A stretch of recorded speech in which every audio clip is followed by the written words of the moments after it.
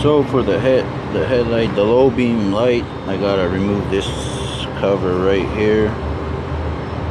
This is on a 2013 Kia Sorento.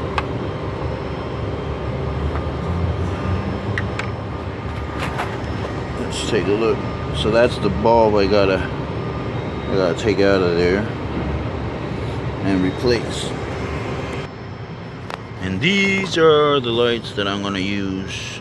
It's better to when you swap out your headlights, they say it's better to do them in pairs. So I'm gonna do that. Even though the other one's working fine, I'll just keep it as a spare, I guess. Worst case scenario, I could throw it in if I happen to lose out on one of these lights. So yeah, it's the Silver Star H11. Yeah. Now, single purchase, they're $19.99 at Walmart, or you could get two in a pack, and it's like $35 or $32, something like that. So I don't know if you're gonna get to see it, but this is the bulb, and it goes in here, right?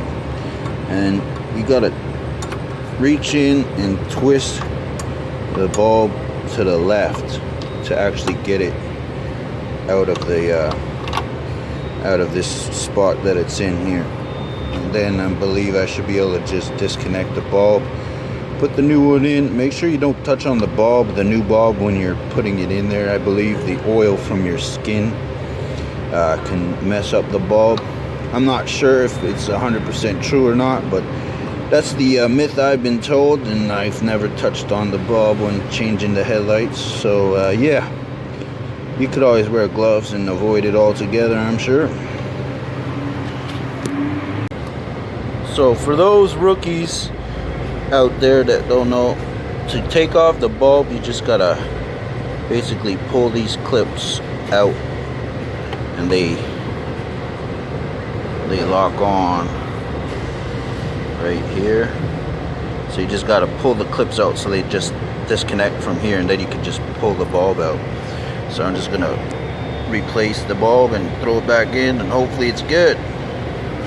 To make sure that it's working before I put it in there, it's definitely on and working. So that was definitely the problem. The bulb was burnt out. So yeah, there we go. Alright, so we got the bulb in. All we have to do now is put it back in there and turn it to the right, so it locks into place and stays locked in. So I'm gonna put it in. You gotta make sure you get it in there, in the housing, whatever you want to call it, and then you just put it in there. I'm gonna have to put the camera down, but once you get it in there, you're gonna turn it to the right, and then it's gonna click and lock in, and you'll be able to tell it's in place once it's clicked in there. Alright folks, I'm not gonna lie to you, I'm having a little trouble getting it in there, but you see these three metal prongs on the outside. If we could get a good view of this housing here. I can't do it, buddy. Fingers in the way. Okay, so basically those metal prongs, let me see if I can.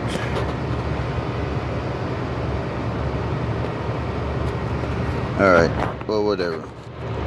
Basically, there's a certain way you gotta line it up to get it in there, and that's why it's not working for me. So yeah, save yourself some frustrations. Line up these metal prongs here. They gotta go in a certain way so you can twist it to the right.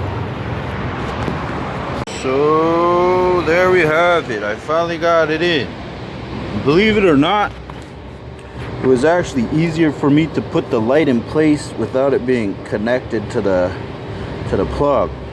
I don't know why. It was just easier to put the bulb in and then plug it in while it was in place. I don't know why it was like that, but I was able to. Basically, these are the prongs I was telling you guys about.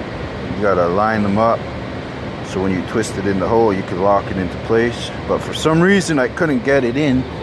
So I just tried some other way and just put the light in without it being plugged in. And then once it was in there, I was able to get the plug in. And we have the good result there. So I'm gonna do the other side and we're gonna call it good, boys.